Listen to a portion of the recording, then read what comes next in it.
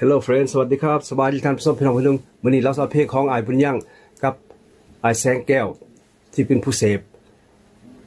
เพลงนี้แมนซื้อหนุ่มรถเมล์อกหักมาแล้วพี่น้อง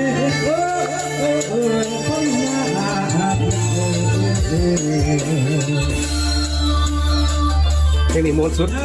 ลินดี้เสพแบบเพอร์เฟกต์แบบว่าเน่นๆแท้ๆผู้ครองเลยก็แน่นอนเสียงออกดีมีลูกข้อแบบบุญยังสองอ่ะนี่ดูอาจารย์ก็สองคนหนึ่งร้องเพลงกับดูอาจารย์เป็นคีย์บอร์ดครบสุดดูอาจารย์ก็สองกับอันคำบอกคำนี้นี่มาจากนักร้องปืน